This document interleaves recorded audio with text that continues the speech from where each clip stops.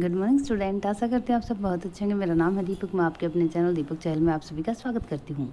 आज हम 7th class के हिस्ट्री के 7th चैप्टर का सेकंड पार्ट लेके आए हैं, जिसके अंदर हम देखेंगे कि किस तरह से जो कास्ट सिस्टम है वो रिकॉग्नाइज हुआ और किस तरह से जो ट्राइबल पर्सन थे वो कास्ट बेस्ड सोसाइटी के अंदर कन्वर्ट होते रहे, और किस तरह से जो अहोम्स और गोंड्स को हम डिटेल्स में देखेंगे कि किस तरह से अपनी लाइफ को स्पेंड करते थे और उन्होंने अपने किंगडम को किस तरह से एस्टेब्लिश किया। Changing society, new caste and hierarchy. इसके अंदर हम पढ़ेंगे कि किस तरह से जो कास्ट सिस्टम है वो चेंज हो रहा था और जो हायरार्ची है जो एक जनरेशन से दूसरी जनरेशन में पास की जाती है वो किस तरह से हमारी सोसाइटी के अंदर डेवलप हुई। As the economy and need of society grow, जैसे जैसे इकोनॉमी और जो आदमियों की सोसाइटी की नीड्स थी वो ग्रो होने लगी, बढ़ने लगी। People with new skill were require, नई स्किल के आदमियों को रिकॉग्नाइज किया गया, उनकी रिक्वायरमेंट हुई। सिमिलर कास्ट और जाति एमर्ज विद इन वर्ण, और वर्ण के अंदर ही सिमिलर कास्ट और जो जातियां हैं वो एमर्ज होने लगी, वो एस्टेब्लिश होने लगी। फॉर एग्जाम्पल के लिए new caste appears amongst the Brahmans, Brahman के अंदर नई कास्टों को देखा गया। ऑन द अदर हैंड, दूसरी तरफ अगर हम देखते हैं, many tribes and social groups were taken into caste based society. दूसरी तरफ जो दूसरे सोशल ग्रुप थे उनके अंदर भी कास्ट बेस्ड सोसाइटी पैदा होने लगी, जनरेट होने लगी। And given the status of जाति, और उनको जाति का रूप दिया गया, जाति का नाम दिया गया। Specialised artisans, smith, carpenter and masons, जो स्पेशली आर्टिस्ट होते थे जैसे स्मिथ होते हैं, कारपेंटर होते हैं या फिर मेसन्स होते हैं, were also recognise as separate jati by the Brahmans, उनको भी सेपरेट जाति के रूप में रिकॉग्नाइज किया गया ब्राह्मण्स के द्वारा।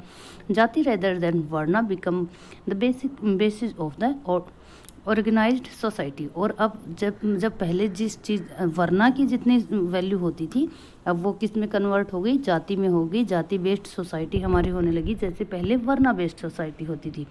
अमंग द अक्सत्रिया के अंदर भी new Rajput clan become powerful by the 11th and 12th century. नए राजपूत जो कुनबे थे, जो घराने थे, वो पावरफुल बनने लगे। 11th और 12th सेंचुरी की अगर हम बात करते हैं, they belong to different lineage, और वो अलग अलग लाइनेज से बिलोंग करते थे। सच एज होन्स, जैसे कि होन होते हैं, चंदेल्स होते हैं, चालुक्याज होते हैं, और अदर उन्हीं के वो एंसेंटर्स थे। Some of these too had been tribal earlier, और उनमें से कुछ ऐसे भी थे जो पहले ट्राइबल्स थे। Many of these clans become to be regarded as Rajputa, उनमें से बहुत सारे क्लैन अब किस नाम से जाने लगे, राजपूत्स के नाम से जाने लगे। They gradually replace the older ruler, और उन्होंने आहिस्ता आहिस्ता जो पुराने रूलर होते थे उनको रिप्लेस कर दिया, स्पेशली इन एग्रीकल्चर एरिया। अगर हम विशेष रूप से देखते हैं तो जो एग्रीकल्चर एरिया था उसके अंदर here developed society was emerge, यहाँ पर एक डेवलप्ड सोसाइटी एमर्ज की गई। The ruler used their wealth to create powerful state, और जो रूलर होते थे उन्होंने अपने वेल्थ का यूज किया पावरफुल स्टेट बनाने के लिए। The rise of Rajput clan to the position of ruler set an example of the tribe people to follow, और जो राजपूत की क्लैन का राइज था उन्होंने एक अपॉर्चुनिटी प्रोवाइड कर दी जो ट्राइबल पर्सन होते थे उनके लिए कि वो उसको फॉलो कर सके। Gradually with the support of Brahmans के सपोर्ट के साथ किस तरह से अपनी पोजीशन को गेन किया जा सकता है, इसके लिए वो एक आइडियल एग्जाम्पल बने। Many tribes become part of cast system, और इसी तरह से बहुत सारी ट्राइब्स थी जो इस कास्ट सिस्टम का एक पार्ट बन गई। But only the leading tribal families could join the ruling class, लेकिन जो लीडिंग फैमिली थी ट्राइबल के अंदर भी जो लीडिंग फैमिली होती थी वही ज्वाइन कर सकते थे रूलिंग क्लास को। A large majority join the lower jatis or of caste system, लेकिन उनमें से जो मेजोरिटी ऑफ पीपल थे वो क्या ज्वाइन करते थे, लो कास्ट सिस्टम, जो कास्ट सिस्टम के अंदर लो जाति होती हैं उनको। ऑन द अदर हैंड, दूसरी तरफ अगर हम देखते हैं, many dominant tribe of Punjab, Sindh and North West frontier.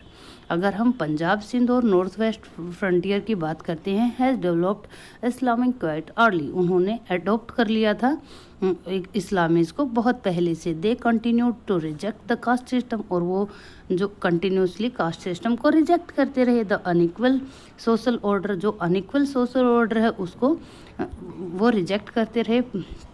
Prescribed by orthodox Hindu. जो ऑर्थोडॉक्स हिंदू जो होते हैं, जो परंपरागत हिंदुओं के द्वारा प्रेस्क्राइब किए जाते हैं, was not widely accepted in these areas. यहाँ पर उनको एक्सेप्ट नहीं किया जाता था। The emergence of the state is closely related to social change. और इसी तरह से जो ये स्टेट्स का एमर्जेंस हो रहा था वो क्लोजली रिलेटेड था सोशल चेंज से अमंगस्ट ट्राइबल पीपल, जो ट्राइबल पर्सन के अंदर हो रहा था। Two example of the important part of our history is describe below. नीचे 2 एग्जाम्पल दिए गए हैं कि किस तरह से कास्ट सिस्टम का ट्राइबल्स के अंदर एमर्ज हुआ। क्लोजर लुक हम करीब से देखते हैं। द गोंडाज के बारे में हम पढ़ेंगे। The Gonds live on in a vast forested area called Gondwana. जो गोंड होते हैं वो बहुत बड़े फॉरेस्ट एरिया के अंदर रहते थे, जिसको हम गोंडवाना बोलते थे।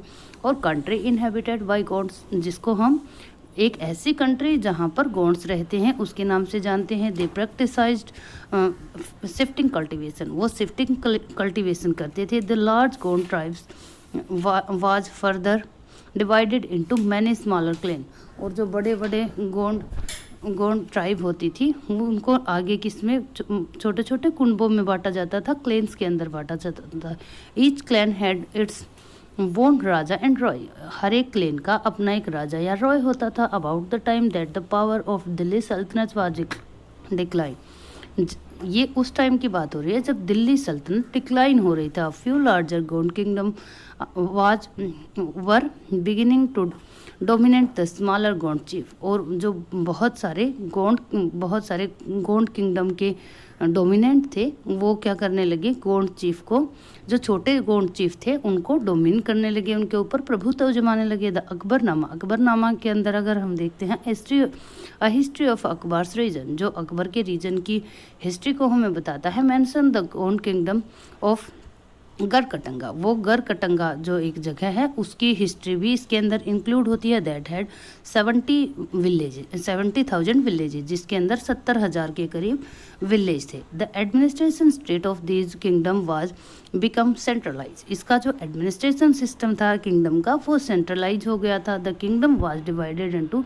जो किंगडम थी वो ग्रह के अंदर डिवाइडेड थी। ईच ग्रह was controlled by the particular Gond clan, और प्रत्येक जो ग्रह होता था उसको कोई एक गोंड का कुनबा चलाता था, एक फैमिली चलाती थी। This was further divided into unit of 84 village called 84। इसको आगे फर्दर डिवाइड किया जाता था 84 विलेज के अंदर, जिसको 84 बोला जाता है। 84 को हिंदी में भी हम 84 बोलते हैं बच्चों। तो 84 वाज सब डिवाइडेड इनटू बरहोट्स, और उस 84 को बरहोट्स में डिवाइड किया जाता, which was made up of 12 village each, जिसके अंदर 12 विलेज होते थे। The emergence of large state change the nature of Gond society.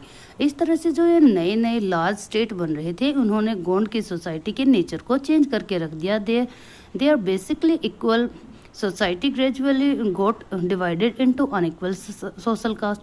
उनकी जो पहले इक्वल सोसाइटी थी वो ग्रेजुअली क्या होने लगी, आहिस्ता आहिस्ता सोशल क्लासेज में अनइक्वल सोशल क्लासेज में डिवाइड होने लगी। Brahmans receive land grant from the Gond raja and become more influence, और जो ब्राह्मण्स थे उनको ग्रांट की जा रही थी गोंड राजा के द्वारा लैंड, और वो ज़्यादा इन्फ्लुएंस हो रहे थे, वो ज़्यादा प्रभावशाली हो रहे थे। The Gond chief now wish to be recognise as Rajput, और जो गोंड चीफ होते थे वो अब चाह रहे थे कि उनको एज ए राजपूत इंट्रोड्यूस किया जाए, रिकॉग्नाइज किया जाए। सो अमनदास, इसलिए अमनदास नाम के जो गोंड राजा थे ऑफ गढ़कटंगा, जो गढ़कटंगा थे, एज्यूम्ड द टाइटल ऑफ संग्राम शाह, उन्होंने अपने आप को एक टाइटल दिया संग्राम शाह के नाम से।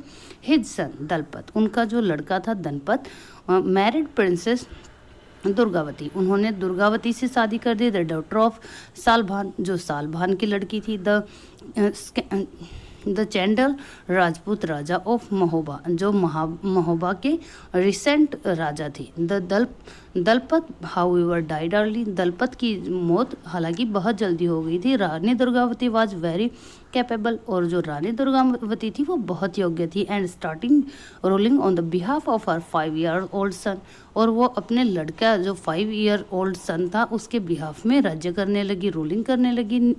वीर नरेन जो उनका नाम था, अंडर हर उसके अंदर the kingdom become even more extensive, वो और भी ज़्यादा फैलने लगा। इन 1565 की अगर हम बात करते हैं, the Mughal force under Asaf Khan attacked Garhkatanga. 1856 के अंदर मुगल फोर्सेज ने जो आसफ खान हैं उसके लीडरशिप में गढ़कटंगा के ऊपर अटैक किया। A strong resistance was put up by Rani Durgavati. हालांकि रानी दुर्गावती ने एक स्ट्रॉन्ग रेजिस्टेंस दिया। सी वाज डिफीटेड, लेकिन फिर भी वह डिफीटेड हो गई। And prefer to die rather than surrender, और उन्होंने अपनी प्राथमिकता मरने को दी सरेंडर करने से। Her son too died fighting soon after, और जल्दी ही उनका लड़का भी लड़ाई करते हुए मर गया। Garhkatanga was rich state, Garhkatanga जो है वो एक रिच स्टेट है। It earn much wealth by trapping and exporting wild elephant to the other kingdom. ये बहुत ज़्यादा वेल्थ कमाता था, किस लिए? एलिफेंट्स को ट्रैप करने के लिए और उनको एक्सपोर्ट करने के, वाइल्ड जो एलिफेंट होते हैं उनको दूसरे किंगडम में एक्सपोर्ट करने के लिए। When the Mughal defeated the Gond, जब मुगल्स ने गोंड्स को हराया, they capture a huge booty in of precious coins and elephants. उनको जो लूट का माल होता है वो बहुत ह्यूज मात्रा में मिला, जिसके अंदर बहुत प्रेशियस कॉइन्स थे और एलिफेंट्स थे। They annexed part of kingdom and grant the rest of to Chandrasa. उन्होंने क्या किया, जो किंगडम था उसका एक पार्ट तो उन्होंने एक्वायर कर दिया, बाकी किसको, जो रेस्ट बचा था उसको ग्रांट कर दिया चंद्रसा की। And uncle of Veer Naren, जो वीर नरेन के अंकल थे, ठीक है। Despite of fall of Garhkatanga, अगर हम गढ़कटंगा के फॉल को देखते हैं, the Gond kingdom survive for some time, उसके बाद भी गोंड किंगडम ने सर्वाइव किया। गढ़कटंगा के फॉल के बावजूद भी गोंड किंगडम ने सर्वाइव किया। However they become much weaker and later struggle unsuccessfully against the stronger Bundels and Marathas. हालांकि वो बहुत ज़्यादा वीक हो गए और अनसक्सेसफुली जब उन्होंने फेस किया बुंदेल्स को और मराठाज को, तो वो डिफीट हो गए। द अहोम्स, अब हम अहोम्स के बारे में पढ़ेंगे। The Ahoms migrate to the Brahmaputra valley from the present day Myanmar in the 13th century. जो अहोम्स हैं वो माइग्रेट हुए थे ब्रह्मपुत्र वैली के अंदर प्रेजेंट डे म्यांमार से 13th सेंचुरी के अंदर। They created a new state by suppress the older political system of the Bhuyans. उन्होंने जो वहाँ का बयान्स पॉलिटिकल सिस्टम था उसको स्प्रेस करके वहाँ पर नए स्टेट के उनको क्रिएट किया था ड्यूरिंग द 16th सेंचुरी की ड्यूरेशन में। They annexed the kingdom of the Chhatyas, उन्होंने जो छत्यास किंगडम था उसको भी एनेक्स्ट कर दिया। एंड कोछाओजो, और जो वहाँ पर कोछाजो नाम का किंगडम था उसको भी एनेक्स कर लिया। एंड सबजुगेटेड मैनी अदर ट्राइब्स, और बहुत तरह की जो दूसरी ट्राइब्स थी उनको भी अपने डोमेन के अंदर ले लिया, सबजुगेटेड कर लिया। The Ahoms built a large state, Ahoms ने बहुत बड़ा एरिया बना लिया, स्टेट बना लिया। And for this they used firearm as early as 1530s, उन्होंने 1530s में फायर आर्म जो बंदूकें होती है उनका यूज़ किया। बाय द 1660s, अगर हम 1660s तक देखते हैं, they could even make high quality powder gun and cannons, वो बहुत हाई क्वालिटी के पाउडर गन और जो तोपे होती है, कैनन्स होती हैं, उनका यूज करते थे। However the Ahom force face many invention from the south west, लेकिन उन्होंने बहुत तरह की इन्वेंशन को फेस किया साउथ वेस्ट की तरफ से। इन 1662 की अगर हम बात करते हैं, द मुगल अंडर मीर जुमला, जो मुगल्स थे मीर जुमला की लीडरशिप में अटैक द अहोम किंगडम, उन्होंने अहोम किंगडम के ऊपर अटैक किया। डिस्पाइट देयर ब्रेव डिफेंस, उनके ब्रेव डिफेंस के बावजूद the Ahoms were defeated, Ahom defeat हो गए, उनको हार का सामना करना पड़ा। But direct Mughal control over the region could not last long, लेकिन जो डायरेक्ट कंट्रोल था मुगल्स का वो भी ज़्यादा टाइम तक नहीं रहा, वो जल्दी ही वापस इंडिपेंडेंट हो जाते थे। The Ahom state depend upon forced labour, जो अहोम सोसाइटी थी वो फोर्स्ड लेबर पर डिपेंड करती थी। Those force to work for the state were called paiks, जो स्टेट के लिए फोर्सफुली काम करवाया जाता था, जिनसे उनको पाइक्स बोला जाता था। Census of the population was taken, और जो पॉपुलेशन थी उसकी जनगणना की जाती थी। Each village had to send a number of paiks to rotate by rotation. जो जितने भी विलेज होते थे उनमें से एक पर्टिकुलर नंबर था पाइक्स का जो रोटेशन में भेजा जाता था। People from heavy populated area were shifted to less populated. जो पीपल थे हैवी डेंस एरिया के अंदर, वो ऐसी जगह पर जाने लगे जहाँ पर कम जनसंख्या रहती थी। अहोम क्लैन्स वर दस ब्रोकन अप। उसके बाद जो अहोम क्लैन था वो क्या हो गया, टूटने लगा। By the first half of the 17th century the administration become quite centralise. और अगर हम बात करते हैं 17th सेंचुरी के फर्स्ट हाफ के अंदर, तो उनका जो एडमिनिस्ट्रेशन था वो एक जगह पर सेंट्रलाइज हो गया। अगर हम अहोम्स को पहले देखते हैं, बहुत तरह के राजा होते थे जो अलग अलग जगह पर काम करते थे, लेकिन जैसे उनका डिक्लाइन होने लगा, उनकी जो पावर थी वो सेंट्रलाइज होने लगी। Almost all adult male serve in army during war. सभी लोग जो मेल होते थे उनको काम करना पड़ता था आर्मी के अंदर वार के दौरान। एट अदर टाइम, और दूसरे टाइम में दे वर एंगेज्ड इन बिल्डिंग डैम। वो क्या करते थे, डैम बनाते थे, इरिगेशन सिस्टम को इम्प्रूव करते थे, and other political public work, और दूसरे पब्लिक वर्क करते थे। The Ahoms were introduce new method of rice cultivation. जो अहोम्स थे उन्होंने एक नए मेथड को इन्वेंट किया राइस कल्टीवेशन का। Ahom society was divided into clan और खेल। जो अहोम्स की सोसाइटी होती थी वो क्लैन और खेल के अंदर बटी हुई थी। There were very few caste of artisans, और जो आर्टिसंस की कास्ट थी वो बहुत कम थी। So artisans in the Ahoms areas come from the adjoining kingdom. और इसलिए जो आर्टिसंस आए अहोम्स किंगडम के अंदर, जब किसी दूसरे किंगडम को उसके अंदर एडजॉइन किया गया, उसके बाद उन आर्टिसंस की पॉपुलेशन बढ़ने लगी। Akhil often control several villages. एक खेल के अंडर में बहुत सारे विलेज आते थे। The peasant were given land by the village community. और जो पीजेंट्स होते थे, जो कृषक होते थे, फार्मर होते थे, उनको लैंड जो विलेज कम्युनिटी थी वो देती थी। Even the king could not taken it away without the community's consent. Community के कंसेंट के बिना राजा भी उनसे वो लैंड वापस नहीं ले सकता था। Originally the Ahoms worshipped his their own tribal God. उनके जो खुद के ट्राइबल गॉड्स थे उनको वर्शिप करते थे ओरिजिनली। अगर हम अहोम्स को देखते हैं during the first half of the 17th century, लेकिन अगर हम first half of 17th century देखते हैं, however the influence of Brahmans increase. Brahmans का इन्फ्लुएंस बढ़ने लगा। Temples and Brahmans were granted land by the king. और टेम्पल्स और ब्राह्मण्स को लैंड ग्रांट की जाने लगी किंग्स के द्वारा। In the region of Shiv Singh, अगर हम शिव सिंह की बात करते हैं, Hinduism become the predominant religion. वहाँ पर जो हिंदुइज्म था उसका एकाधिकार हो गया। But the Ahoms kings does not completely give up there traditional belief after adopting Hinduism. लेकिन जो अहोम्स किंग थे उन्होंने अपने जो ट्रेडिशन बिलीफ्स थी उनको कम्प्लीटली गिव अप नहीं किया जब उन्होंने अडोप्ट किया हिंदुइज्म को। Ahom society were very sophisticated. जो अहोम सोसाइटी थी वो बहुत ज़्यादा सोफिस्टिकेटेड थी, वो बहुत ज़्यादा सॉफ्ट हार्टेड थे।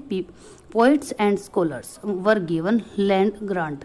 वहाँ पर पोइट्स जो होते थे और स्कॉलर होते थे उनको भी लैंड ग्रांट की जाती थी। थिएटर वाज एनकरेज, और जो थिएटर थे उनको भी एनकरेज किया जाता था। Important work of Sanskrit were translated into local language.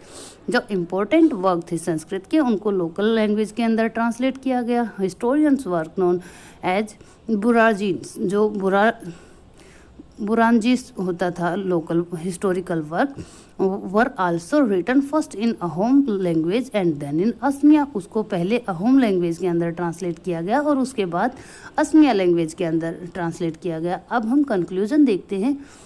Considerable social change took place in the subcontinent during the period we have been examined। जो पीरियड हमने अभी एग्जाम किया है उसके अंदर हमें बहुत सारे सोशल चेंज देखने को मिल जाएंगे। Varna based society and tribal people constantly interacted with each other. और जो ट्राइबल पर्सन और वर्ना बेस्ड सोसाइटी थी वो कॉन्स्टेंटली एक दूसरे के ऊपर इंटरेक्ट करते थे एक दूसरे के साथ। The interact cause both kind of society to adapt and change.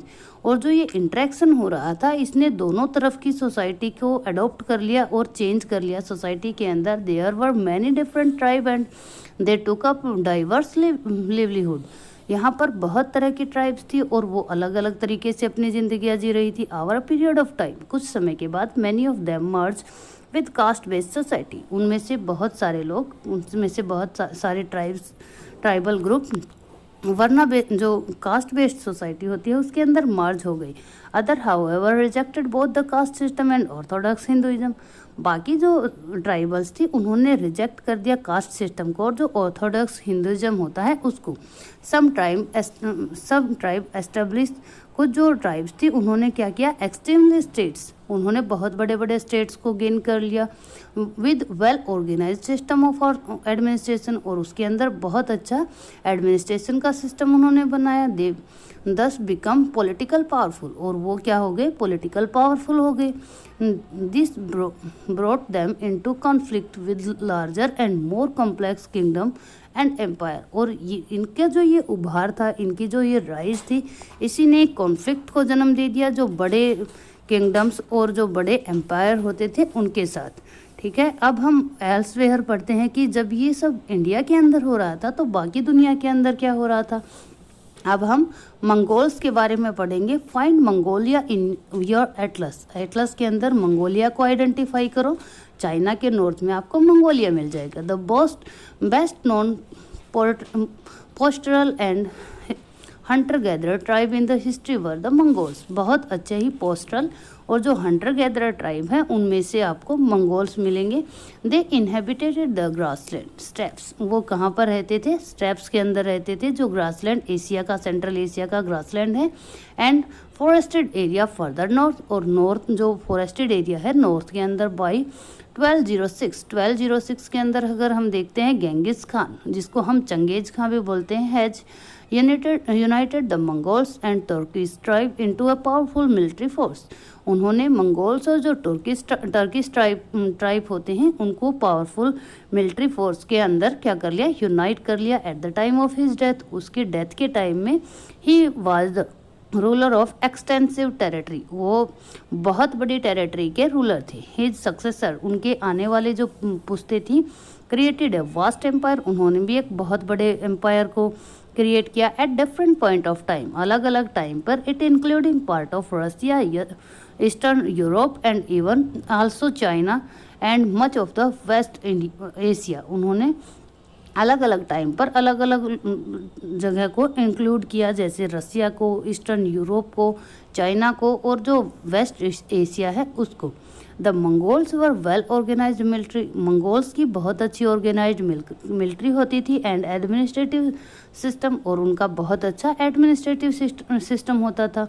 These were based on the support of the different ethics and religion group. और वो भी सपोर्ट करते थे अलग अलग डिफरेंट एथेनिक्स को, धर्म के अंदर जो ग्रुप होते हैं उनको, और जो रिलीजियस ग्रुप होते हैं उनको।